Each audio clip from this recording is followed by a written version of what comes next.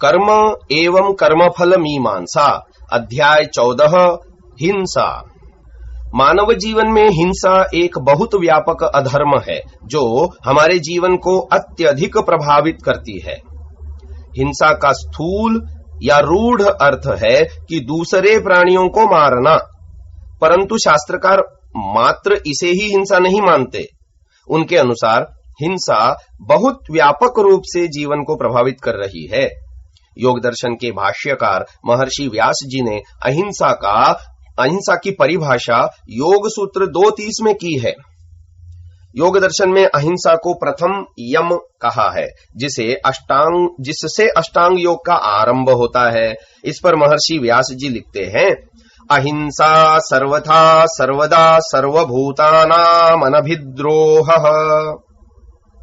अर्थात अहिंसा का लक्षण है सर्वथा, सब प्रकार से, अर्थात मन, वाणी और शरीर से, सर्वदा समस्त कालों में, सर्वभूतानाम समस्त प्राणियों में, अर्थात सभी जीवों में, मनुष्य, पशु, पक्षी आदि में, अनभिद्रोह वैर का त्याग करना और प्रेम रीति से वर्तना। इससे विपरीत प्रकार का कर्म हिंसा कहलाता है, अर्थात किसी भी प्रकार से, यानी मन, वाणी और शरीर से किसी भी काल में किया हुआ, हो रहा या होने वाला कर्म किसी भी प्राणी के प्रति, चाहे वह कितना भी श्रेष्ठ, सामान्य या शुद्र ही क्यों न हो, उसके प्रति वैर भाव का रखना, द्रोह करना, ईर्ष्या करना, क्रोध करना, पीड़ा देना या मारना आदि कर्म रूपी व्यवहार हिंसा कहलाता है। इस तरह हिंसा बहुत व्यापक अर्थों वाला कर्म है। आगे योग दर्शनकार ने हिंसा के 81 भेद बताए हैं। वितर्का हिंसादयः कृतकारितानुमोदिता, लोभ क्रोध मोह पूर्वका, मृदु मध्याधिमात्रा, दुख ज्ञानानंत फला इति प्रतिपक्ष भावनम। योग दर्शन 2:34। सूत्रार्थ, हिंसादयः हिंसादि यम नियमों के विरोधी भाव, वितर्काः वितर्क हैं वे, कृत कारितानुमोदिता, कृत अर्थात स्वयं किए हुए, कारित अर्थात दूसरों से करवाए हुए, और अनुमोदित अर्थात समर्थन किए हुए। जैसे, हाँ तुमने तो इसको मारा या मारने का विचार किया, वह बहुत अच्छा है।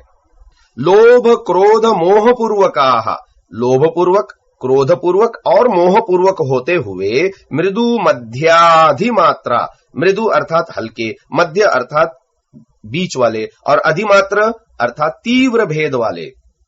दुखा ज्ञानानंत फलाः, दुख और अज्ञान रूप अनंत फल को देने वाले होते हैं। इति, इस प्रकार साधक को प्रतिपक्ष भावनम, प्रतिपक्ष अर्थात वितर्कों की विरोधी भावना करनी चाहिए। धर्म के पालन में बाधाओं को वितर्क कहा जाता है। उन वितर्कों में हिंसा, असत्य, चोरी, काम वासना, पदार्थों का अत्यधिक संग्रह करना है। ये ही 5 यमों के विपरीत भाव हैं।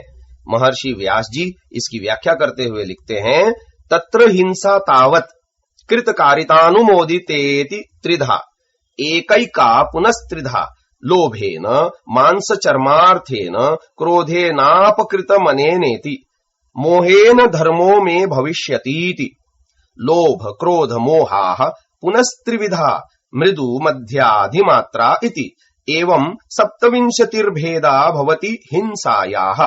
मृदु मध्याधिमात्राः पुनस्त्रिविधाः, मृदु मृदुर्मध्य मृदुस्तीव्र मृदुरिति, तथा मृदु मध्यो मध्य मध्यस्तीव्र मध्य इति, तथा मृदु तीव्रो मध्य तीव्रोधिमात्र तीव्र इति।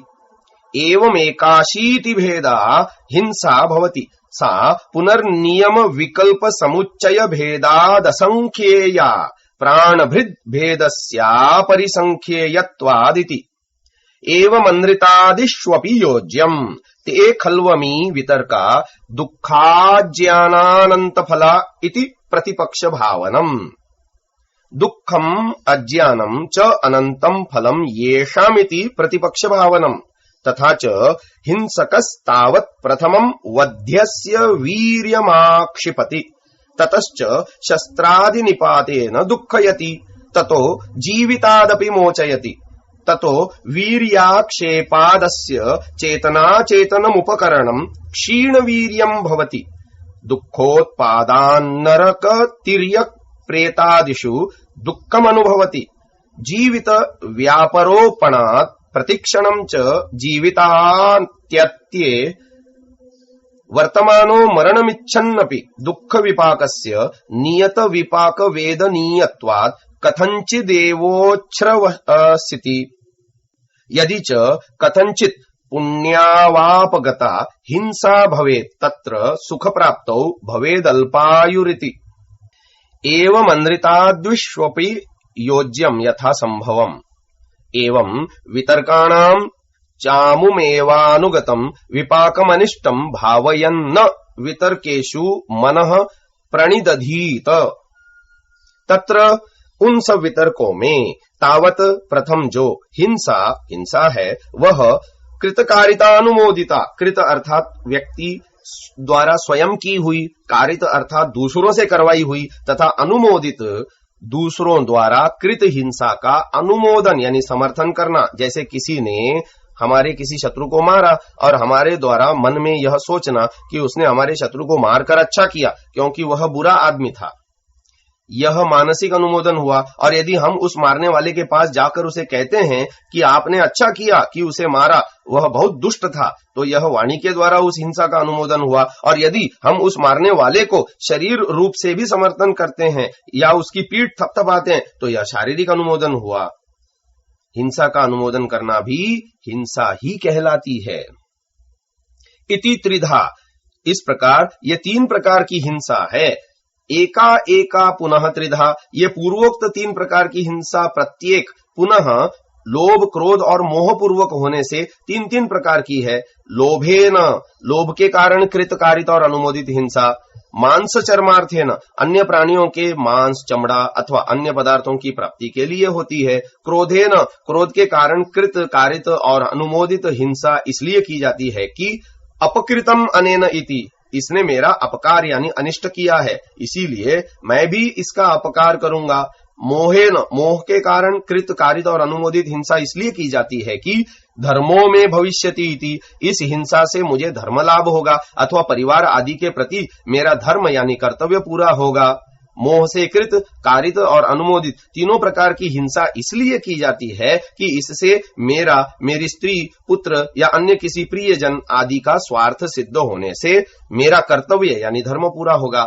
जैसे यज्ञ में स्वार्थ के लिए की गई हिंसा, देवी देवताओं को मनुष्य पशु आदि की बलि देना, या इस्लाम में स्वयं के स्वार्थ के लिए अल्लाह को पशुओं की कुर्बानी देना भी मोह तथा लोभ पूर्वक हिंसा है। इस प्रकार ये 9 प्रकार की हिंसा होती है। लोभ क्रोध मोहा, ये लोभ क्रोध और मोह पुनः त्रिविधा, तीन तीन प्रकार के होते हैं। मृदु मध्याधिमात्रा इति, मृदु यानी हल्के स्तर के, मध्य यानी मध्यम स्तर के और अधिमात्रे यानी तीव्र स्तर के। एवं इस प्रकार हिंसा के 27 भेदाः, 27 भेद भवन्ति होते हैं। मृदु मध्याधिमात्राः, मृदु मध्य और अधिमात्र पुनः फिर त्रिविधाः, 3 प्रकार के होते हैं। जैसे मृदु मृदुर, मध्य मृदु, तीव्र मृदु इति। मृदु मृदु कुछ हल्के, मध्य मृदु मध्यम स्तर के हल्के तथा तीव्र मृदु अत्यंत हल्के, इस प्रकार मृदु के 3 भेद हुए। तथा वैसे ही मृदु मध्यो मध्य मध्यस तीव्र मध्य इति। मृदु मध्य कुछ मध्यम कोटि के, मध्य मध्य उससे अधिक मध्यम स्तर के तथा तीव्र मध्य अत्यंत मध्यम स्तर के, इस प्रकार मध्य के 3 भेद हुए। तथा वैसे ही मृदु तीव्रो मध्य तीव्रोधिमात्र तीव्र इति। मृदु तीव्र हल्के प्रबल, मध्य तीव्र मध्य स्तर के प्रबल तथा अधिमात्र तीव्र अत्यंत प्रबल, इस प्रकार तीव्र स्तर के भी 3 भेद हुए। एवं इस प्रकार 81 भेदाः, भेद वाली हिंसा भवति होती है। सा पुनः यह 81 भेद वाली हिंसा फिर नियम विकल्प समुच्चय भेदात, नियम विकल्प और समुच्चय के भेद से असंख्य या असंख्य यानी अगणित भेद वाली होती है, क्योंकि प्राणभृद भेदस्य नियम विकल्प और समुच्चय भेदों को करने वाले प्राणियों के भेद अपरिसंख्येयत्वात् इति असंख्य होने से नियम भेद से हिंसा का अर्थ है जैसे कोई मछुआ यह कहे कि मछली को ही मारूंगा अन्य जीवों को नहीं।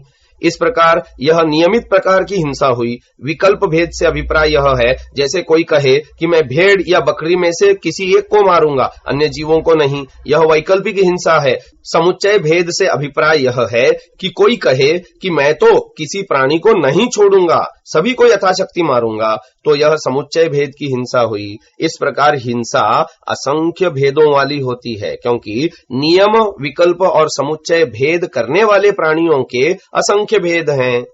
एवं इस प्रकार अनृतादिषु असत्य आदि वितर्कों में भी अपि भी योज्यम योजना करनी चाहिए। अर्थात जिस प्रकार हिंसा के असंख्य भेद हैं, उसी प्रकार अन्य वितर्कों अर्थात असत्य, स्तेय यानी चोरी, स्त्रीगमन, व्यभिचार आदि तथा परिग्रह सभी प्रकार से पदार्थों का संग्रह करना के भी असंख्य भेद पूर्वोक्त प्रकार से समझने चाहिए। ते खलु अमी वितर्काः, वे ये समस्त प्रकार के वितर्क निश्चय से दुःखाज्ञानानंत फलाः, दुख और अज्ञान रूप अनंत फलों को देने वाले होते हैं। इति इस प्रकार विचार कर प्रतिपक्ष भावनम, प्रतिपक्ष यानी वितर्क विरोधी भावना करनी चाहिए। ये सभी वितर्क दुख रूप और अज्ञान रूप अनंत फलों को देने वाले हैं। वस्तुतः एक कर्म एक ही बार फल को देता है, अनंत काल तक फलों को नहीं दे सकता। यदि ऐसा न हो तो कर्मफल व्यवस्था नहीं बन सकेगी और अन्याय होगा। फिर यहाँ अनंत फल क्यों कहा गया? इसका उत्तर यह है कि जब व्यक्ति इन वितर्कों में फंसकर संसार चक्र की जन्म मरण की अंध श्रृंखला में फंस जाता है, तो निरंतर इन्हीं के संस्कारों से प्रभावित इन्हीं कर्मों को करता और उनका दुख रूपी फल भोगता रहने के कारण से इनसे छूटने की आशा नहीं रहती। इसी कारण इन्हें अनंत फल वाला कहा गया है। इसको दोहराते हुए कहते हैं, दुखम दुख च और अज्ञानम अज्ञान रूप अनंतम अनंत फलम फल हैं। ये शाम जिन हिंसादि वितर्कों के इति ऐसा जानकर प्रतिपक्ष भावनम, प्रतिपक्ष भावना करनी चाहिए, अर्थात हिंसादि वितर्कों के प्रति अहिंसा आदि की भावना करनी चाहिए। तथा ही क्योंकि हिंसकः हिंसा करने वाला तावत प्रथमम, पहले तो वधस्य वध्य अर्थात जिसका वध करना है ऐसे प्राणी के वीर्यम, वीर्य अर्थात उस हिंसक के छूटने के सामर्थ्य यानी बल को आक्षिपति नष्ट अर्थात अवरुद्ध करता है। ततश्च और उसके पश्चात शस्त्रादि निपातेन, शस्त्रादि से प्रहार के द्वारा उसे उस प्राणी को दुःखयति दुख देता है, अतिशय पीड़ा पहुंचाता है। ततः उसके पश्चात उस प्राणी को जीवितात् जीवन से अपि भी मोचयति विमुक्त कर देता है। ततः उस प्राणी के वीर्याक्षेपात, वीर्य यानी बल के नाश करने से अस्य इस हिंसा करने वाले पुरुष के चेतना चेतनम उपकरणम, चेतन अर्थात स्त्री पुरुष आदि तथा अचेतन अर्थात धनादि साधन क्षीण वीर्यम सामर्थ्यहीन यानी निर्बल यानी निस्तेज भवती होते हैं। दुखोत्पादात प्राणियों को वध आदि के द्वारा अथवा अन्य रूप से अतिशय पीड़ा पहुंचाने से यह पीड़ा देने वाला पुरुष नरक तिर्यक प्रेतादिषु, नरक अर्थात दुखदायी योनियों, तिर्यक अर्थात कीट पतंग आदि और प्रेत आदि अर्थात मृत शरीरों में सूक्ष्म कीट आदि के रूप में जन्म लेकर दुखम दुखों को अनुभवती अनुभव करता अर्थात प्राप्त करता है। जीवित व्यपरोपणात्, वध्य प्राणी के जीवन को नष्ट करने के परिणाम स्वरूप यह हिंसक पुरुष भी प्रतिक्षणम जीवितात्यये च वर्तमानः, क्षण क्षण जीवन नाश का प्रयत्न करता हुआ, मरणम इच्छनपि मरण की इच्छा करता हुआ भी दुख विपाकस्य नियत विपाक वेदनीयत्वात्, दुख रूप फल के नियत होने से कथंचित एवं किसी प्रकार से उच्छ्वसिति सांस भर लेता हुआ जीवित रहता है।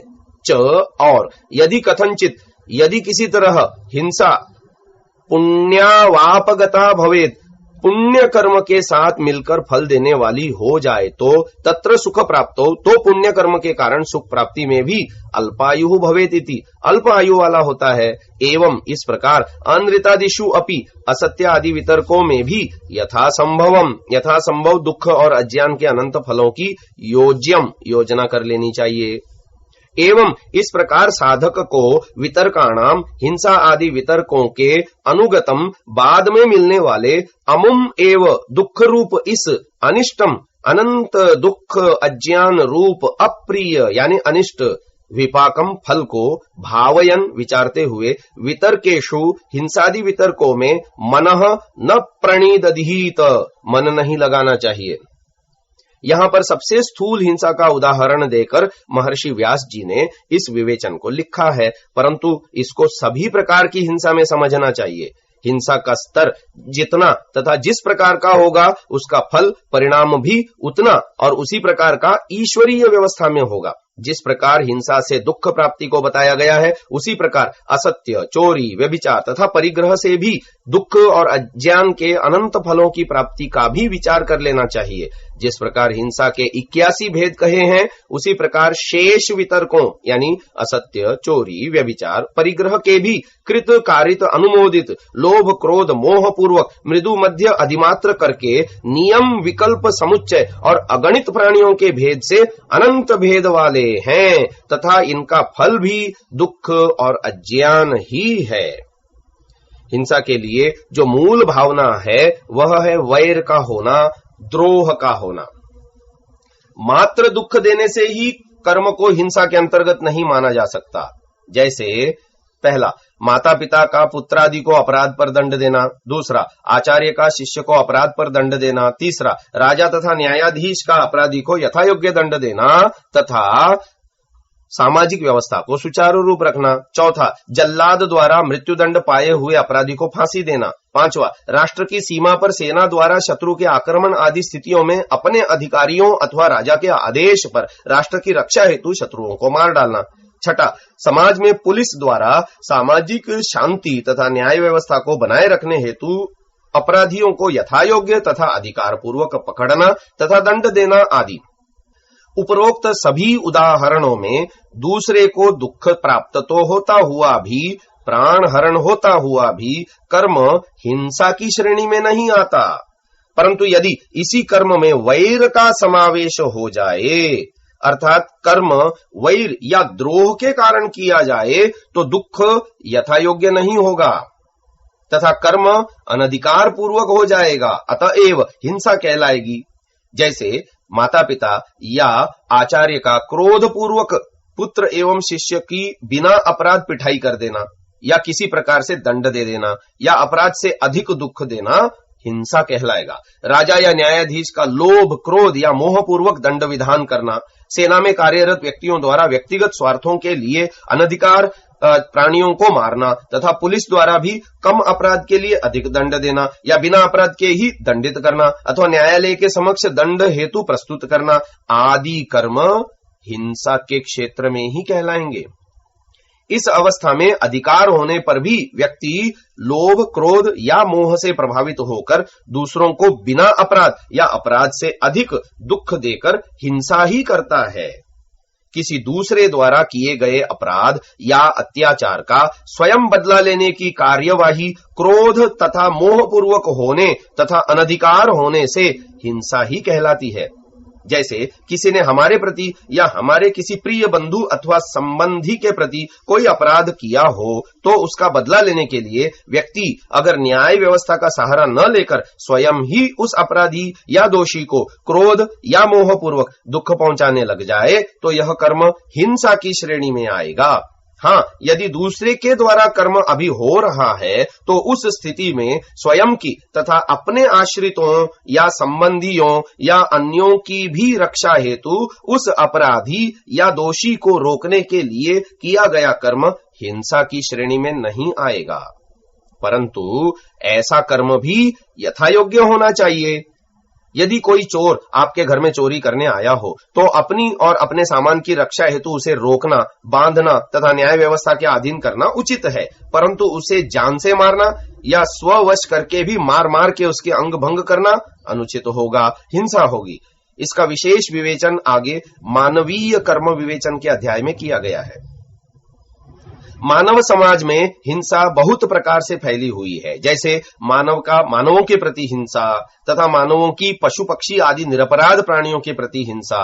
मनुष्य मन, वाणी और शरीर के द्वारा क्रोध, लोभ, मोह पूर्वक दूसरों के प्रति हिंसा करता है। मानवों द्वारा दूसरों के प्रति वैर पूर्वक कोई भी कर्म हिंसा की श्रेणी में रखा जाएगा। संसार में निरपराध प्राणियों के प्रति हिंसा बहुत मांस के लोभ में ही होती है। हम यहाँ मानव समाज में निरीह प्राणियों के प्रति होने वाली हिंसा का स्वरूप प्रस्तुत कर रहे हैं, जिससे लगभग पूरा मानव समाज प्रभावित है तथा लगभग हम सभी किसी न किसी रूप से कृत, कारित अथवा अनुमोदित हिंसा के लिए दोषी भी हैं। मनुस्मृति में कहा है, न कृत्वा प्राणिनां हिंसा मांसमुत्पद्यते क्वचित् न च प्राणिवदः स्वर्ग्यस्तस्मान् मांसं विवर्जयेत् समुत्पत्तिं च मांसस्य वध बन्धौ च देहिनां प्रसमीक्ष्य निवर्तेत सर्वमांसस्य भक्षणात्। मनुस्मृति 5वां अध्याय 48 एवं 49वां श्लोक। अर्थात प्राणियों की हिंसा किए बिना कभी मांस प्राप्त नहीं होता और जीवों की हत्या करना सुखदायक नहीं है। इस कारण मांस नहीं खाना चाहिए और मांस की उत्पत्ति जैसे होती है उसको प्राणियों की हत्या और बंधन के कष्टों को देखकर सब प्रकार के मांस भक्षण से दूर रहें। मात्र प्राणियों को मारने और खाने वाले ही हिंसा के दोषी नहीं हैं, परंतु अनुमंता, विशसिता, निहंता, क्रय विक्रयी, संस्कर्ता चोपहर्ता च खादकश्चेति घातकाः। मनुस्मृति 5वां अध्याय 51वां श्लोक। अर्थात मारने की आज्ञा देने वाला, मांस को काटने वाला, पशु को मारने वाला, पशुओं को मारने के लिए मोल लेने वाला और बेचने वाला, मांस को पकाने वाला, परोसने वाला और खाने वाला, इस प्रकार 8 प्रकार के मनुष्य घातक अर्थात हिंसक हैं, अर्थात ये सभी पापी हैं। इस प्रकार मांस तथा मांस के उत्पादों को प्रयोग करने वाले, जैसे चमड़े की पेटियां, जूते, जैकेट आदि पहनने के वस्त्र, सजावट के सामान आदि के क्रेता विक्रेता भी हिंसा के दोषी हैं, क्योंकि यह भी अनुमोदित हिंसा का ही रूप है। पशुओं के साथ होने वाली बहुत प्रकार की हिंसा को मानव स्वयं न करता हुआ या करवाता हुआ भी उस हिंसा से प्राप्त मांस आदि से बनाए गए पदार्थ या वस्तुओं का प्रयोग करके अनुमोदित हिंसा का दोषी होता है, क्योंकि यह तो ऐसा है कि आप उन्हें मारते रहें और हम इन उत्पादों का प्रयोग करते रहेंगे। हम यहाँ मानव समाज में पशुओं पर होने वाली हिंसा के कुछ उदाहरण दे रहे हैं, जो कि विभिन्न समाचार पत्रों में लेख रूप में छपा था। क्या आप भी इसके लिए किसी प्रकार से दोषी तो नहीं हैं, चाहे परोक्ष अनुमोदन के रूप में ही सही। हम यहाँ 3 लेखों को जैसे का तैसा दे रहे हैं। यदि आपके साथ भी इन जानवरों जैसा व्यवहार हो तो आज मनुष्य की क्रूरता, निर्ममता और लोलुपता की सीमा बढ़ती जा रही है। इसे देख दानव भी लज्जित हैं।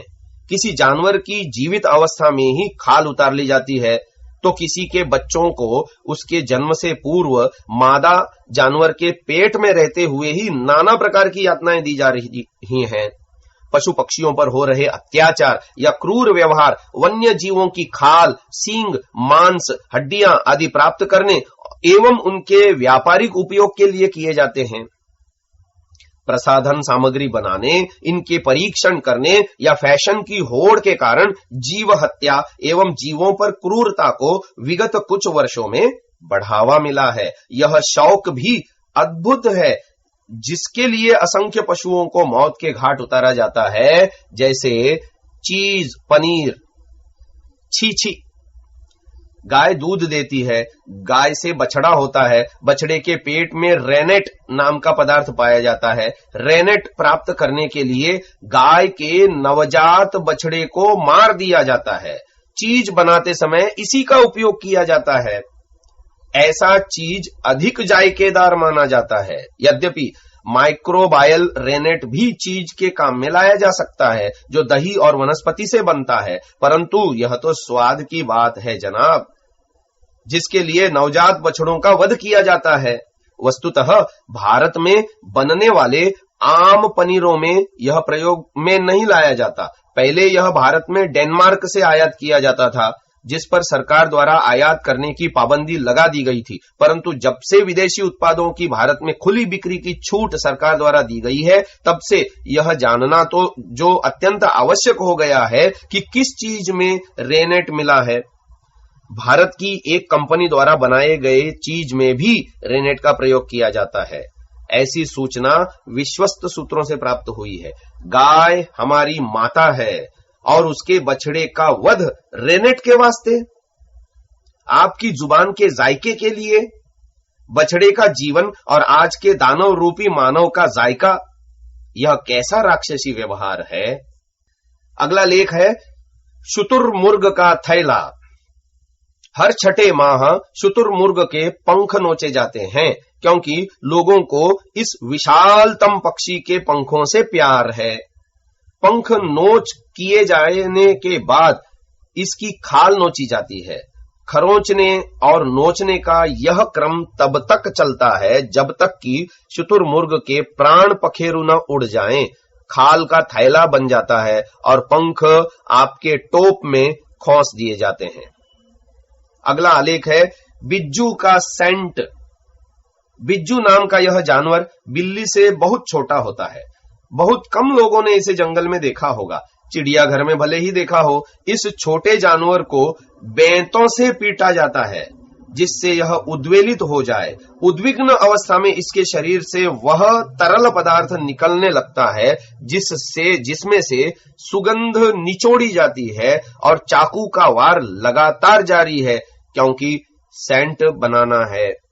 अगला आलेख है बंदर की लिपस्टिक। दर्जनों बंदरों को एक साथ बैठाकर उनके गले में ट्यूब के जरिए अनेक प्रकार के तरल पदार्थ पेट में पहुंचा दिए जाते हैं। ये ऐसे पदार्थ हैं जिन्हें बंदर कभी नहीं खा सकता, जैसे लिपस्टिक, टेल्कम या बालों का खिजाब। इस परीक्षण से पता लगाया जाता है कि कितनी खुराक खा चुकने पर बंदर मर जाएंगे। ऐसा जहर पचाकर बच जाने वाले बंदरों का पोस्टमार्टम किया जाता है, महज यह पता लगाने के लिए कि ये कैसे बच गए। दिन भर के प्रयोग के बाद सायंकाल में बंदरों की लाशों को कूड़े की तरह फेंक दिया जाता है। स्लैडर लोरिस नामक छोटे से बंदर की आंखें बड़ी बड़ी और गोल होती हैं, जैसे कोई तश्तरी हो। नादान भाव इसके चेहरों से टपकते रहते हैं, परंतु लोगों की क्रूर पिपासा के आगे इसका नादान जीवन कुछ नहीं है। भारत में अब यह बंदर बहुत कम संख्या में रह गया है, क्योंकि इसका शिकार अत्यधिक किया जा चुका है। इसकी आंखें निकाल ली जाती हैं, इसका दिल बाहर निकाल लिया जाता है। इस दोनों को पीसकर सौंदर्य प्रसाधन सामग्री बनाई जाती है। अगला आलेख है सांप से प्यार। सांप की खाल की खातिर असंख्य सांपों को पकड़कर मार डाला जाता है, क्योंकि जिंदा खाल को खींचना सरल होता है। अतः जिंदा सांप की ही खाल उतार ली जाती है। सांप के सिर को कील से पेड़ के तने पर ठोक दिया जाता है। सांप जिंदा तड़पता रहता है और चाकू की मदद से उसकी खाल जिंदा अवस्था में ही उतरती रहती है।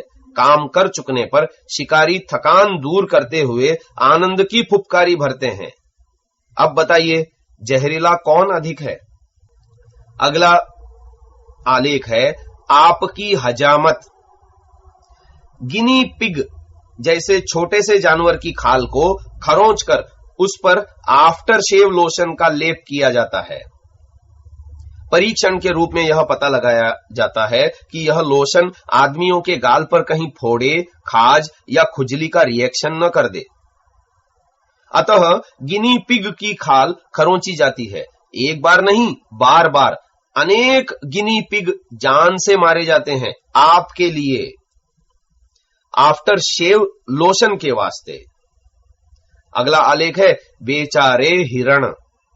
अब कस्तूरी मृग कश्मीर की घाटियों में ही पाया जाता है। बहुत कम संख्या में ये मृग शेष बचे हैं, क्योंकि कस्तूरी के लिए इन्हें पकड़ लिया जाता है। इन्हें पकड़ने के लिए ऐसे क्रूर तरीके अपनाए जाते हैं जिनकी कल्पना भी कठिन है।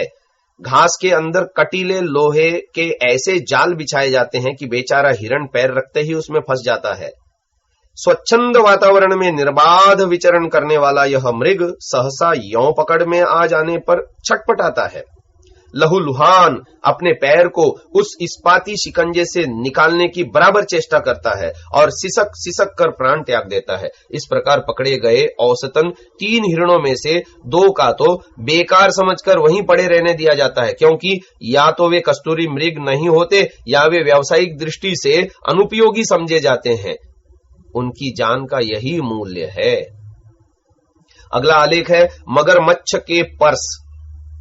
लोग कहते हैं कि मगरमच्छ सदा मुंह खोलकर हंसता है, लेकिन आदमियों की हंसी इससे भी ज्यादा क्रूर है। मगरमच्छ को पानी से बाहर चालाकी से लाया जाता है और उसे जल विहीन परिस्थितियों में छटपटाने पर मजबूर किया जाता है, ताकि उसकी मौत करीब और करीब आती जाए। एकाएक उसकी नाक में एक पैना छुरा घोंप दिया जाता है ताकि उसका जीवन ही समाप्त हो जाए। उसकी खाल पर बहुत लोग आंख लगाए हुए हैं, क्योंकि उसका उपयोग चमड़े के रूप में महिलाओं के पर्स या सूटकेस आदि बनाने में किया जाता है। अगला आलेख है वनराज की खाल। जहर से खाल खराब हो जाती है। बंदूक की गोली से खाल में गोल निशान पड़ जाते हैं, अतः बाघ को फंदे से पकड़ा जाता है। शिकंजे में उसका पंजा फंस जाने के बाद निकल ही नहीं सकता। हाथ की हड्डी टूट जाती है, खून निकल आता है। बेचारा जानवर दहाड़ता है। शिकारी उसे चारों ओर से तानियों के घेरे में भींचते हैं। तब तक भींचते रहते हैं जब तक कि उसकी जान ही न निकल जाए, या फिर उसकी पूंछ ऊंची करके पीछे से तेज गर्म लोहे की छड़ उसके शरीर में घुसा दी जाती है। वह दहाड़ मारकर मर जाता है। बघेरे या बाघ की खाल जिंदा एवं साबुत बिना किसी निशान के बच जाती है। अगला आलेख है गजराज के दांत। गजराज यानी हाथी जैसे विशाल और शक्तिशाली जानवर तक को लोगों ने नहीं छोड़ा। जगह जगह ऐसे फल जंगल में बिखेर दिए जाते हैं जिन पर विषैले रसायन का लेप पहले से ही किया गया होता है। हाथी उन्हें खाते ही चित्त हो जाते हैं। आकाश में मंडराते हुए गिद्धों से अंदाज लगाकर शिकारी वहां तक पहुंच जाते हैं और उन हाथियों के दांत निकालकर बाजार तक ले जाते हैं। हाथियों के दांतों के लिए इतने विशाल जानवर को मार डाला जाता है। हाथियों के दांत से बनती है अनेक हस्तिदंत की वस्तुएं। अगला आलेख है नादान कराकुल। मेमने तक को लोगों ने नहीं बख्शा। कराकुल भेड़ के बाल बड़े घुंघराले और खाल अत्यंत नरम होती है। मनचले लोग अपनी शौक की पूर्ति के लिए इसी खाल के कपड़े या टोपी पहनना चाहते हैं, लेकिन मेमने के पैदा होते ही उसके बालों का मुलायमपन कम हो जाता है। अतः मादा भेड़ को गर्भावस्था में ही बैंतों से पीटा जाता है। इस कदर बैंतों से उस पर प्रहार किया जाता है कि उसके प्राण पखेरु उड़ जाएं। मरते ही उसके पेट से होने वाले मेमने को निकाल लिया जाता है। पाशविकता इससे अधिक और क्या होगी कि उस मेमने की खाल जिंदा अवस्था में ही उतार दी जाती है। उसके मरने तक का भी इंतजार नहीं किया जाता। अगला आलेख है बेचारे कछुए। पानी के किनारे कुछ ऊंचाई पर जमीन खोदकर कछुए अपना घर बना लेते हैं, जहां वे दीन दुनिया से दूर छुप जाते हैं। बेचारे कछुए को क्या पता, उनके पांव तले की जमीन एकाएक सरका दी जाती है और वे इस प्रकार उल्टे लुढ़क जाते हैं कि सहसा सीधे ही नहीं हो पाते। उनके शरीर के कोमल अंगों को तनिक धूप दिखाकर टुकड़े टुकड़े कर दिया जाता है। कारखानों में भेजकर इससे एक विशिष्ट तेल निकाला जाता है। जिसका उपयोग प्रसाधन सामग्री के रूप में किया जाता है। इस प्रकार कछुआ समुद्र तट से आपके कमरे में प्रसाधन सामग्री के रूप में पहुंच जाता है। अगला आलेख है नेवले की खाल। नेवला डरपोक होता है। कई लोग इसे पालतू बना लेते हैं, परंतु शिकारी लोग इसे लोहे की गर्म छड़ों से पीट कर बेहोश कर देते हैं या फिर इनके बिल में से इसका मुंह बाहर निकलते ही शिकंजे में इसकी गर्दन दबा ली जाती है। शिकंजे में जरा मोड़ते ही इसकी गर्दन टूट जाती है। अनेक शिकारी असंख्य नेवलों की गर्दन मोड़ने की तलाश में दर दर भटकते रहते हैं, क्योंकि इसकी खाल भी आपके लिए उपयोगी है। खाल तो आपके भी है ना। अगला आलेख है सील के शिशु। सील मछली के बच्चों के साथ भी क्रूरता कुछ कम नहीं होती है। कनाडा में बेसबॉल खेलने के बल्ले जैसे डंडे से इस मछली के बच्चों की लगातार तब तक पिटाई की जाती है जब तक वे मर न जाएं। नॉर्वे में लोहे की तीखी सलाख सील के बच्चों के सिर में घुसा दी जाती है और उसकी खाल तुरंत उतारने के लिए उसे चीर दिया जाता है। बेचारी मां अपने शिशु के क्रंदन को सुनती रहती है। जब शिकारी चले जाते हैं तो वह अपने शिशु के अस्थि पिंजर के समीप आकर अपने मुंह से उस लहूलुहान पिंड को सूंघती है। कहां गया उसका शिशु? वह तो सदा के लिए विलुप्त हो गया, पर उसकी खाल किसी रईस का कोट बन गई। अगला आलेख है सूअर के बाल। सूअर के बाल उखाड़ने में भी इसी प्रकार की क्रूरता अपनाई जाती है। नाना प्रकार के उत्पादों में इन बालों का प्रयोग किया जाता है, परंतु क्यों? क्या सूअर के बाल के बिना काम नहीं चलता? नगरों में सूअर के वध के दृश्य आसानी से देखे जा सकते हैं। जिंदा सूअर को हाथ पैर बांधकर आग की लपेटों में सेंका जाता है, सिर्फ स्वाद के लिए। अगला आलेख है मिंक की मौत। मिंक नाम की जानवर पानी में रहता है और इसके बाहर भी। इसका कसूर सिर्फ इतना है कि मुलायम बाल वाली इसकी खाल अत्यंत मोहक एवं लुभावनी होती है, अतः मिंक पर भी कहर ढाया जा रहा है। रईस लोगों के कोट की खातिर मिंक का व्यापक वध हो रहा है। चिंचिला नामक दक्षिणी अमेरिका के जानवर को भी मिंक की भांति अकारण सजाए मौत सहनी पड़ती है। अगला आलेख है बीवरों की खाल। चूहे जैसा यह जानवर होता है बीवर। इसके शरीर से निकला तेल सौंदर्य प्रसाधन सामग्री बनाने के काम आता है। इसकी खाल के कोट बनते हैं। छोटा सा यह जानवर रुमाल बराबर है। करीब 60 ऐसे जानवरों की खाल से एक व्यक्ति का कोट बनता है। अगला आलेख है कुत्ते के कान। कुत्ता तो सर्वाधिक ईमानदार अंगरक्षक होता है, लेकिन आदमी उसकी जान का भी भक्षक बनता जा रहा है। बेशकीमती नस्ल के कुत्तों को एक साथ खड़ा करके उनके शरीर में विद्युत का करंट प्रवाहित किया जाता है। कांपते, सिहरते, कपाते हुए कुत्तों का झुंड दम तोड़ देता है। इनके नर्म कान का उपयोग अपने शौक के लिए, आपके पर्स बनाने के लिए होता है। इसके लिए उपाय भी हैं। वन्य जीवों के साथ ऐसे क्रूर व्यवहार करने के लिए विदेशी व्यापारियों को भारत एक बड़ी मंडी नजर आती है, क्योंकि यहां पशु पक्षी काफी संख्या में हैं। ऐसे वन्य जीवों को अनैतिक एवं गैर कानूनी व्यापार भी जोरों पर है।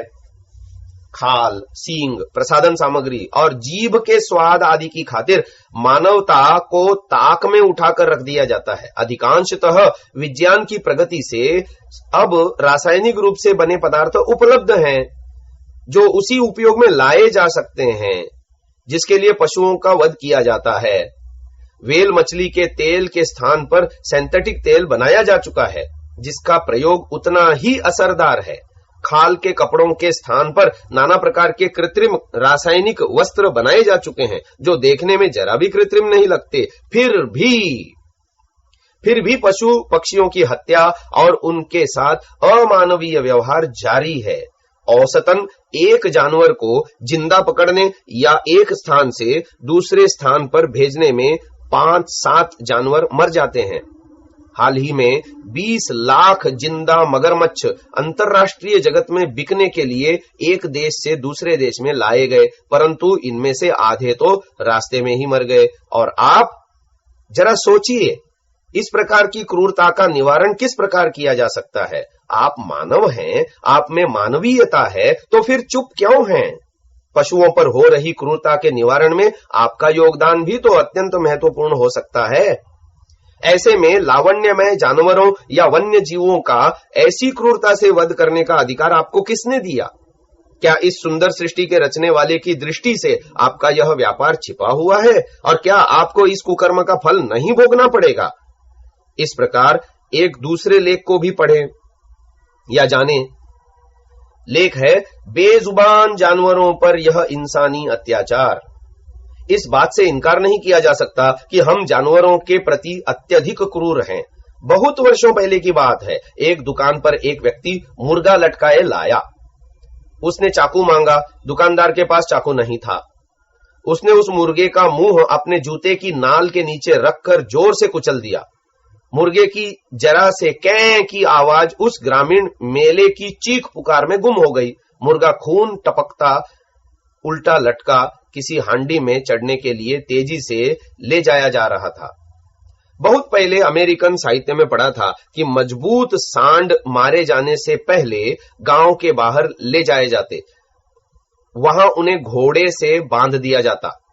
इसके बाद घोड़ा तेजी से गांव की ओर दौड़ता तथा अन्य सवार उस सांड को भाले घोंपते। खून के फव्वारे छूट रहे हैं तथा सांड खींचा जा रहा है, तेज दौड़ाया जा रहा है। प्रयास यह कि मरने से पहले वह गांव के जितने नजदीक लाया जा सके ताकि ढोना न पड़े। कारण यह था कि महिलाएं व बच्चे इतने भीमकाय सांड को तड़प तड़प कर जब मरता देखें वे रोने लगते थे। बच्चों और महिलाओं की भावना की खातिर गांव गांव में यह प्रथा इस पिछली शताब्दी के मध्य तक चलती रही। उस सांड को मारने का जो वर्णन पढ़ा, उसे याद कर आज भी रोंगटे खड़े हो जाते हैं। मनुष्य की निर्दयता की कोई सीमा नहीं है। गर्म जूतों के क्रम बनाने के लिए पैदा होते ही बछड़ों पर बैंतें मारी जाती हैं ताकि सारा खून उसकी चमड़ी में आ जाए। वह उसे खौलते पानी में जिंदा डाल देते हैं, फिर वह चमड़ा उतारकर हमारे खूबसूरत नर्म नर्म जूते बनाए जाते हैं। किसी कसाई खाने का निरीक्षण करो, जानवर वहां मौत की प्रतीक्षा कर रहे हैं। यदि उसके पास भाषा होती तो वे कहते, हे भगवान, भगवान के लिए हमारा अंत जल्दी कर दो। ट्रक में भरकर इन्हें लाया गया है। ये अधिकतर बूढ़े और बीमार हैं, कई कई दिनों से भूखे हैं, प्यासे हैं। इनके पांव टूटे हैं, धूप में एक रस्सी से बंधे हैं, कोई दाना नहीं, कोई चारा नहीं। भाग्यवान हैं जो पहले दाखिल हो गए। जिन्हें घाव है उन्हें सारे दिन चील कौवे नोच रहे हैं। कमजोर लाचार ये प्राणी अपनी रक्षा भी नहीं कर सकते। इनसे खराब वे जो इन्हें सैकड़ों मील पैदल दौड़ा दौड़ा कर दूर राजस्थान से मुंबई लाए गए हैं। कुछ लंगड़े हैं मगर मौत का दयावान साया अभी इनसे दूर है। मैंने पढ़ा कि मुंबई के कसाई खानों में भेड़ बकरियां ट्रकों से निर्दयता से जमीन पर फेंक दी जाती हैं तथा टूटी टांगों का दर्द लिए वे बेसब्री से कसाई की छुरी का आशीष पा इसी दुखी संसार से विदा होने की राह देखती रहती हैं। इसी मुंबई के कसाई घरों का यह दृश्य आम है कि कत्ल के लिए ले जाती मां के पीछे जा रहे छोटे बछड़े के पैर तोड़ दिए गए क्योंकि बांधने को रस्सी नहीं है। उस बेबस के सामने उसकी मां का गला काटा जाता है, उसकी चमड़ी जीते जी उतारी जाती है। साथ ही बैल खड़ा है, बंधा बंधा वह निहार रहा है कि उसके सामने उसके साथी की गर्दन को 2 हाथ ऊपर उठाए हैं ताकि छुरी फेरने में उन्हें ज्यादा मेहनत न करनी पड़े। इन जानवरों पर इन घातों का इतना जबरदस्त सदमा है कि कई अवसरों पर इनको न बांधना जरूरी होता है, न पकड़ना। हाथ पैर भी नहीं बांधते, चुपचाप कसाई की छुरी को अपने पर चलते देखते हैं। सांपों की चमड़ी जीवित निकालते हैं ताकि खूबसूरत बैग सुंदरियों के लिए बन सकें। किसी गोहरे की कमर तोड़ दी ताकि उसे उबालकर उससे तेल निकाला जा सके। सूअर के छोटे छोटे बच्चे उल्टे लटका दिए जाते हैं तथा उसके बाल खींचे जाते हैं। उसकी चीख पुकार से आपको कष्ट न हो, इसके लिए उसका गला लगभग दूसरे हाथ से घोंट दिया जाता है। ये बाल वे हैं जिससे आपकी दाढ़ी का ब्रुश बनता है। इसके लिए शायद हमारा धर्म और दर्शन आजकल प्रचलित तथाकथित धार्मिक मान्यताएं, जो वेद की मान्यताओं से सर्वथा विपरीत हैं, अधिक उत्तरदायी हैं। ग्रीक दार्शनिक प्लेटो या एरिस्टोटल की मान्यता थी कि पशुओं में आत्मा नहीं होती। कांत जैसा महान दार्शनिक भी पशु अत्याचार को दुख की सीमा तक नहीं मानता था, बल्कि मानव सुख की वृद्धि में उसे यह अनिवार्य लगता था। भारत में भी महाभारत काल के बाद यज्ञों में पशु हिंसा होने लगी तथा कहा जाने लगा कि इससे पशु सीधा स्वर्ग को जाता है। इसके उत्तर में चार्वाक का तर्क था, यदि पशु सीधा स्वर्ग को उपलब्ध हो रहा है तो फिर यजमान अपने पुत्र को या वृद्ध पिता को बलि क्यों नहीं देता? वह भी सीधा स्वर्ग को चला जाएगा, जो जीवन का अंतिम लक्ष्य है।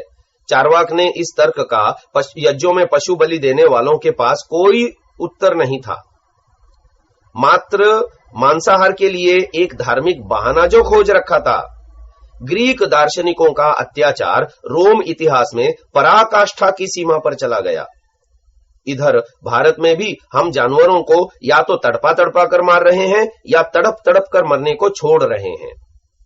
धार्मिक हिंसा का अन्य रूप बाइबल तथा कुरान में भी देखा जा सकता है। कुरान में पशुओं को अल्लाह के नाम पर कुर्बानी देने के लिए हलाल किया जाता है, न कि उनकी जान एक झटके में ली जाती है। अर्थात पशु को मारने के लिए कुरान की आयतों का पाठ करते हुए या फिर कलमा पढ़ते हुए धीरे धीरे उसकी गर्दन पर छुरी फेरी जाती है, ताकि वह धार्मिक रूप से मरे तथा खुदा उसकी कुर्बानी कबूल करे। इस तरह पशु को तड़पा तड़पा कर मारा जाता है। इसी प्रकार के अन्य लेख में व्यक्ति स्वाद के लिए किन किन जानवरों को मारकर खा जाता है, यह भी जरा सुने। स्वाद के लिए अब चूहों, मेंढकों और केचुओं को भी शामत।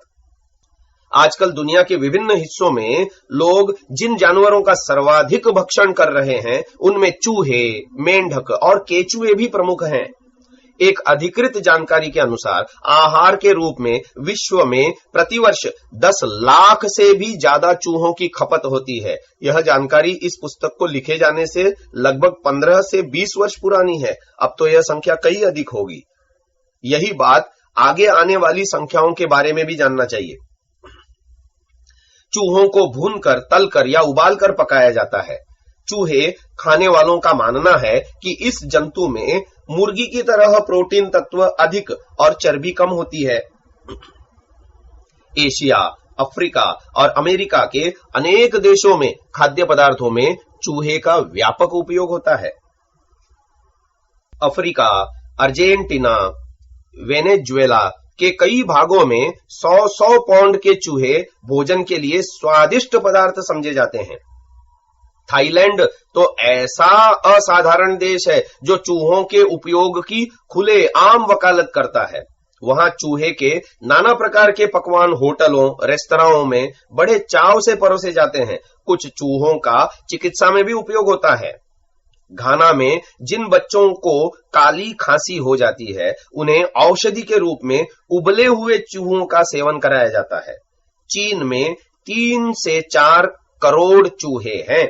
वहां के अखबार जनता को यह परामर्श देते हैं कि चूहों को हमें दैनिक भोजन का अंग बना लेना चाहिए, क्योंकि चूहों का मांस बहुत स्वादिष्ट और पौष्टिक होता है। यों चीन के कुछ दक्षिणी प्रांतों में चूहों का मांस अधिक जायकेदार भोजन वाला माना जाता है।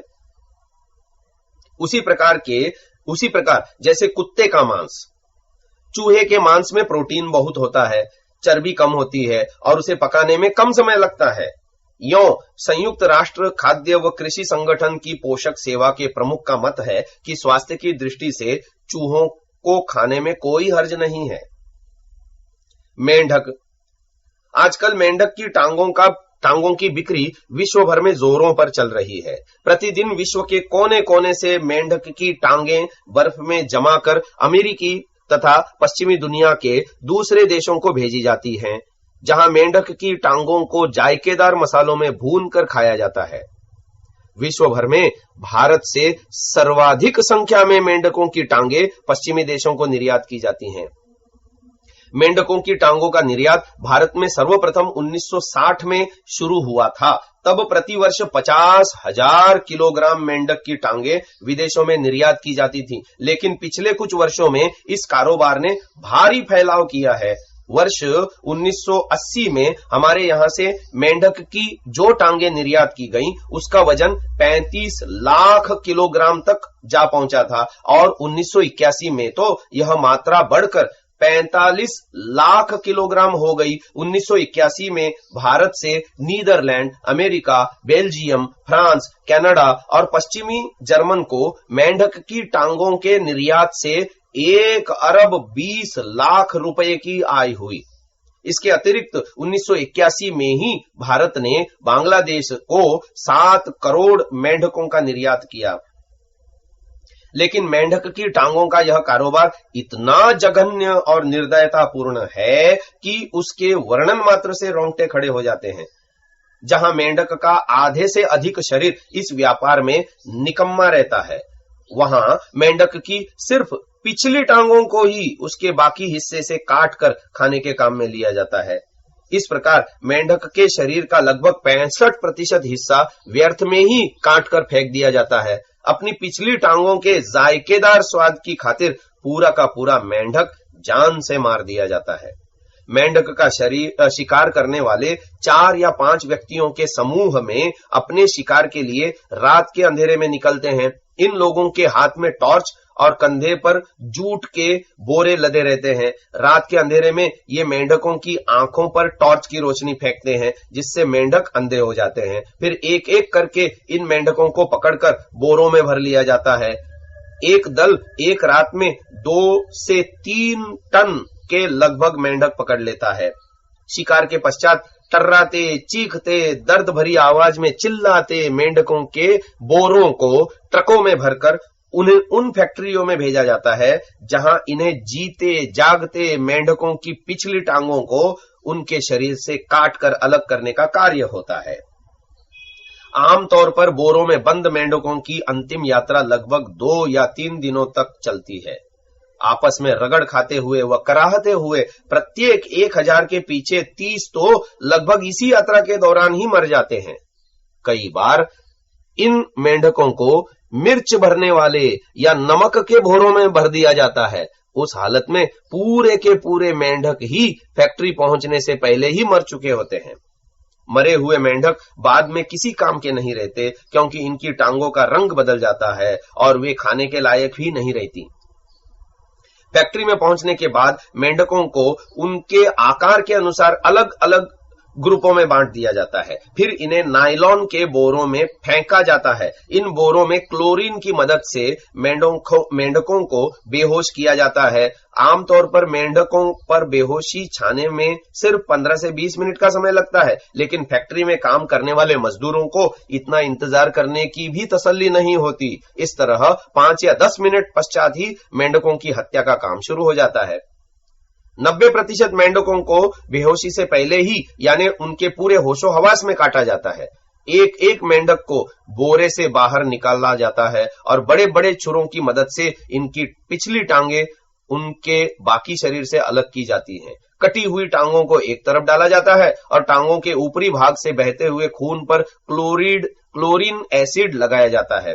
फिर टांगों से छोटे छोटे पैरों को काटकर इन टांगों को पॉलीथीन के थैलों में एक एक करके पैक कर दिया जाता है। बाद में टांगों के पैकेटों को कोल्ड स्टोरेज में फ्रीज होने के लिए भेज दिया जाता है, जहां कटी हुई टांगों को हिफाजत से संभाल कर रखा जाता है। वहीं मेंढक का बाकी शरीर जमीन पर एक कोने में तड़पता, कराहता और दर्दनाक रूप से चिल्लाता हुआ फेंक दिया जाता है। एक के बाद एक कटते हुए सैकड़ों और हजारों टांग विहीन मेंढकों का ढेर कोने में लग जाता है। बाद में मेंढकों के कटे हुए शरीरों के बदबूदार ढेर को ट्रक में भरकर दूर ले जाकर डाल दिया जाता है। दर्द और खून से लथपथ ये कटी टांग वाले मेंढक कराहते और दर्दनाक रुदन करते हुए 5 या 6 घंटे बाद मर जाते हैं। इन्हें फिर चील, कौवे या गिद्ध या कुत्ते खा जाते हैं। बहरहाल मेंढक की टांगें विदेशी होटलों में शाही मेहमानों को ऊंची कीमत पर बड़े लुत्फ के साथ परोसी जाती हैं। कितना घृणित है यह मानव समाज का नक्शा। इंसान नाम का यह पशु पैसे के लिए इन बेजुबान जानवरों पर कितना कितना अत्याचार करता है। अगला आलेख है केंचुए। मेंढक की टांग जैसे ही शौक से खाया जाता है, कुल बुलाने वाला केंचुआ। जमीन पर रेंग कर चलने वाला यह जीव लंबाई और गोलाई में तरह तरह का होता है। प्रशांत द्वीप समूह में केंचुए 1 इंच लंबे होते हैं, जबकि ऑस्ट्रेलियाई केंचुओं की लंबाई 8 फुट तक भी देखी जा सकती है। दुनिया की कई जातियों के लिए केंचुआ बहुत स्वादिष्ट भोजन बन गया है। हमें भले ही यह सोचकर मितली आती हो कि भला यह रेंगने वाला जीव भी कोई खाने की चीज है, पर जो लोग इसे खाते हैं उन्हें यह बहुत पसंद आता है। अफ्रीका में हर तरह के केंचुए खाए जाते हैं, और वह भी एकदम कच्चे। खाने वालों का यह कहना है कि इसका स्वाद कुछ तीखा जरूर होता है, पर मधुर भी। ऑस्ट्रेलिया के 8 फुट लंबे और 3 इंच गोल दैत्याकार केंचुओं को भी लोगों ने भून कर खाया है। उनका कहना है इसका स्वाद पोर्क सॉसेज से भी कतई भिन्न नहीं है। अमेरिकियों ने केंचुए से तरह तरह के व्यंजन बनाने के प्रयोग किए हैं। लॉस एंजलिस में हर साल एक प्रतियोगिता होती है, जिसमें केंचुए से तैयार किए गए सर्वश्रेष्ठ पकवान को पुरस्कृत किया जाता है। चीनियों को जब किसी स्वास्थ्यवर्धक भोजन की आवश्यकता महसूस होती है, तब तले हुए केंचुओं की एक प्लेट उन्हें सबसे ज्यादा उपयुक्त नजर आती है। लोगों का मानना है कि केंचुआ विटामिन डी से भरपूर खुराक है। सबसे निर्दयता पूर्वक बात यह है कि केंचुए के विभिन्न पकवान बनाने के लिए उन्हें पहले मारने की आवश्यकता नहीं समझी जाती, अपितु जीवित ही उन्हें भुना, तला या पकाया जाता है। चीन में निर्दयता की चरम सीमा। वैसे हर तरह के जानवर को खाने के मामले में चीनियों का दुनिया में कोई जवाब नहीं है। एक चीनी रेस्तरां के मेनू कार्ड का मुआयना भर आपको तिलमिला कर रख देगा। जरा वहां परोसी जाने वाली चीजों के नाम तो पढ़िए। सांप का मांस, सालम अमरीकी चूहे, कुत्ते के मांस की चटनी, बंदर की सीरी का सूप, मसालेदार समुद्री कछुआ, तला मेंढक, चीते की रान का मांस, अजगर का सूप, बिल्ली का ताजा मांस आदि आदि। चीन में जंगली बिल्ली का मांस हर मौसम में खाया जाता है। एक बड़े होटल में औसत 8 से 90 बिल्लियां रोज मारी जाती हैं। इससे बड़ी भयंकरता और क्या होगी कि कई होटलों में पहले ग्राहक को जीवित बिल्ली दिखा दी जाती है और फिर उसे खौलते हुए पानी में जिंदा डाल दिया जाता है। 2-3 मिनट के बाद उसे वहां से निकालकर उसे काटा जाता है। कभी कभी इस अवस्था में बिल्ली जिंदी होती है, फिर उसे ग्राहक की मनपसंद स्वाद के अनुसार तला या पकाया जाता है। चीन के यूनान प्रांत और होपियो में बंदरों को भी मारकर खाया जाता है। कैंटन में तो एक रेस्तरां है जहां केवल सांप ही पकते हैं। ग्राहक को मनपसंद जिंदा सांप पहले दिखा दिया जाता है और फिर हाथों हाथ मारकर तुरंत पकाया और ग्राहक को परोसा जाता है। चीनी रसोइये एक ही बात की शेखी बगाड़ते नहीं थकते कि ऐसा कोई भी जीव जंतु जो चलता हो, तैरता हो या उड़ता हो, उससे लाजवाब खाना तैयार कर सकते हैं। और सर्दियां तो चटपटी, तली और भुनी चीजें खाने को मौसम है। इन रसोइयों का कहना है कि कुछ विशेष खाने तो साल भर बनाए जा सकते हैं, लेकिन सर्दियों का मतलब है सांप, भालू के पंजे, चूहे, पिल्ले तथा बंदरों की बहार। ऐसा नहीं है कि सर्दियों में अन्य पारंपरिक मांस नहीं खाए जाते। मछली, मुर्गी इत्यादि भी भोजन में शामिल रहता है। उनका कहना है कि हमारी विशेषता मांस को भाप से पकाना या जड़ी बूटियों के सत से तैयार सूप में घंटों भिगोकर उबालना और खाने को गर्मा गर्म परोसना है। उनका विश्वास है कि इससे पुरुषत्व बनता है और रोग कोसों दूर रहते हैं। सांप के मांस को सब्जियों के साथ भूनकर सूप के साथ खाने से दांत का दर्द दूर हो जाता है। तथा रक्तवर्धक भी होता है। यही नहीं, उनका कहना है कि अगर सांप के पित्त को शराब के साथ मिलाकर पिया जाए तो इससे आंख की रोशनी बढ़ती है। लेकिन सांप का सबसे लोकप्रिय व्यंजन dragon and tiger locked in a battle है। इस अजीबोगरीब नाम वाले व्यंजन में 3 तरह के विषैले सांपों का मांस होता है। उन्हें तेंदुए के मांस के साथ भाप में पकाया जाता है। पक जाने पर इसे नींबू की पत्ती और डहेलिया की पंखुड़ियों में सजाकर पेश करते हैं। इस तरह के शाही ठाठ और नफासत से तैयार होने वाला मांस हर समय यहां उपलब्ध नहीं होता है और बाजार में आते ही गायब हो जाता है। कुछ वर्ष पूर्व बाहर बंगाली शेर चोरी छिपे यहां बाजार में लाए गए। इससे पहले कि पशु प्रेमियों को हवा मिलती वे कुछ आवाज उठाते, उन्हें हलाल कर दिया गया। भीड़ उनके मांस और हड्डियों की खरीद के लिए टूट पड़ी थी। चीनियों का विश्वास है कि शेर का मांस खाने से वे साहसी और बलवान होंगे, जबकि इनकी हड्डियों को शराब में डुबोकर ऐसा टॉनिक तैयार होता है जो वात रोग और अंदरूनी चोटों के लिए रामबाण माना जाता है। घूस चूहे को भाप में पकाकर भूनकर एक विशेष परंतु गोपनीय मसाले में लपेटकर खाने को पूरा ताइपे बेताब रहता है।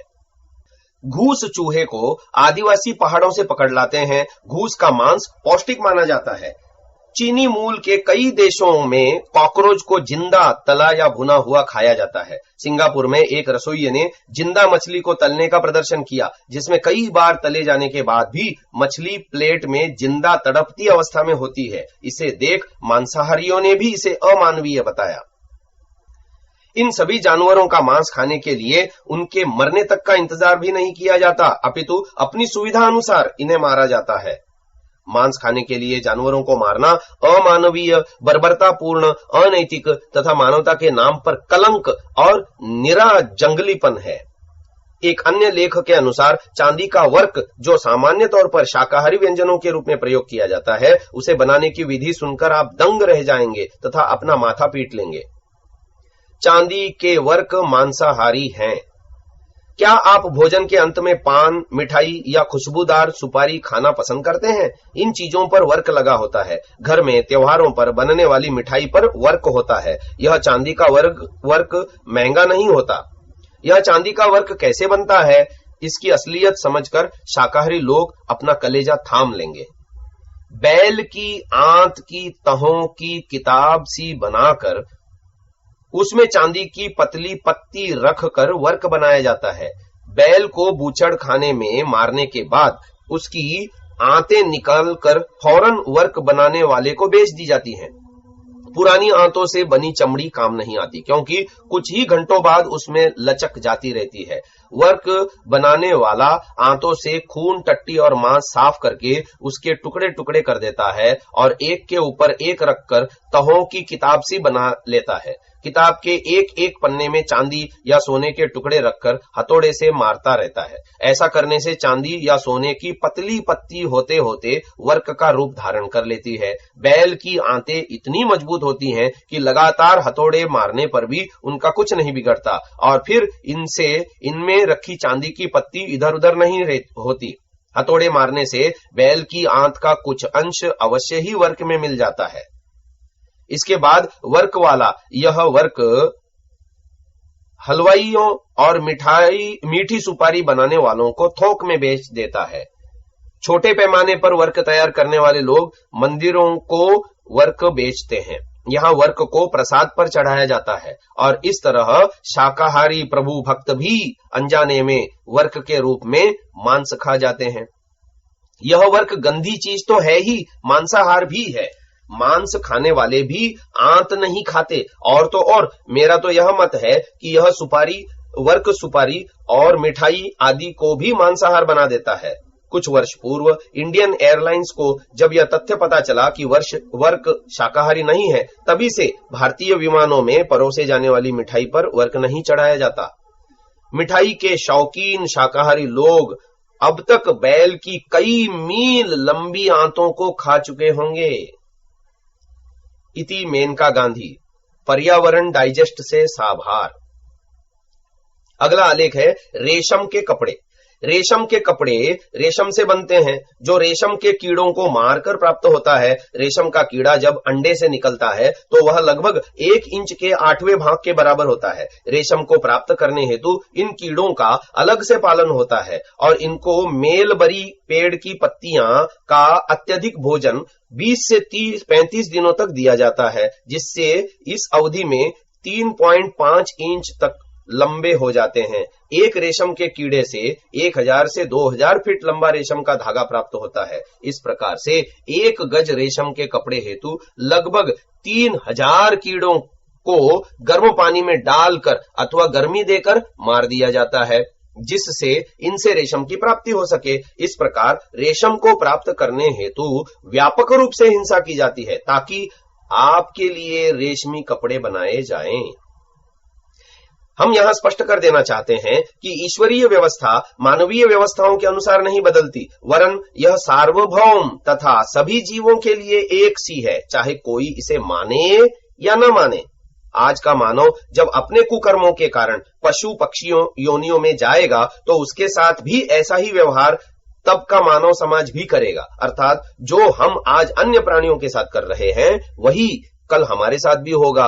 कितनी हिंसा, कितना कष्ट, कितना अत्याचार। कोई सुनने वाला नहीं है, कोई बचाने वाला नहीं है, सिर्फ भोगना ही भोगना होगा। अपने आप को इन प्राणियों के शरीर में रखकर और उन पर होने वाली हिंसा की कल्पना करके तो देखो और समझो कैसा लगता है। अगर अभी कल्पना से समझ आ जाए तो ठीक, नहीं तो ऐसे ही कष्टों और अत्याचारों को सहने और भोगने हेतु भी तैयार रहे। कहा भी है, यो हिंसकानि भूतानि हिनस्त्यात्म सुखेच्छया स जीवंश्च मृतश्चैव न क्वचित् सुखमेधते। यो बंधनवध क्लेशान् प्राणिनां न चिकीर्षति स सर्वस्य हितप्रेप्सुः सुखमत्यन्तमश्नुते। यद्ध्यायति यत्कुरुते धृतिं बध्नाति यत्र च तदवाप्नोत्ययत्नेन या हिनस्ति न किंचन। मनुस्मृति 5वां अध्याय 45 से 47वें श्लोक तक। अर्थात जो व्यक्ति अपने सुख की इच्छा से कभी न मारने योग्य प्राणियों की हत्या करता है वह जीते हुए या मरकर कहीं भी सुख को प्राप्त नहीं करता। जो प्राणियों को बंधन में डालने, वध करने, उनको पीड़ा पहुंचाने की इच्छा नहीं करता वह समस्त प्राणियों का हितैषी बहुत अधिक सुख को प्राप्त करता है। जो व्यक्ति किसी भी प्राणी की किसी भी प्रकार से हिंसा नहीं करता, वह जिसका ध्यान करता है, जिस काम को करता है और जहां धैर्य से मन लगाता है, उसको सुगमता से प्राप्त कर लेता है। हिंसा करने वाला प्राणी न तो सुख को प्राप्त करता और न अपने शुभ कार्यों तथा संकल्पों को प्राप्त कर पाता है। इस प्रकार हम देखते हैं कि हिंसा असंख्य प्रकार की है तथा इससे निश्चित रूपेण दुख रूप फल ही मिलता है। अज्ञान से ग्रस्त व्यक्ति ही इनमें फंसकर दुख और अज्ञान की अंध श्रृंखला में चलता ही चला जाता है। अतः हिंसा द्रोह किसी से भी नहीं करना चाहिए। मनु जी महाराज कहते हैं, नारुन्तु दहस्यादार्तोऽपि न परद्रोह कर्मधीः यस ययास्योद्विजते वाचा नालोक्याम तामुदीरयेत्। मनुस्मृति 2 अध्याय 136वां श्लोक। अर्थात मनुष्य स्वयं दुखी होता हुआ भी किसी दूसरे को कष्ट न पहुंचावे, अन्य दूसरे के प्रति ईर्ष्या या बुरा करने की भावना मन में लाए। मनुष्य के जिस वचन से कोई दुखित हो उस ऐसी अप्रशंसनीय वाणी को भी लोक में दूसरों के प्रति न बोले। अर्थात मन, वचन और शरीर से दूसरों के प्रति द्रोह न करे, हिंसा न करे।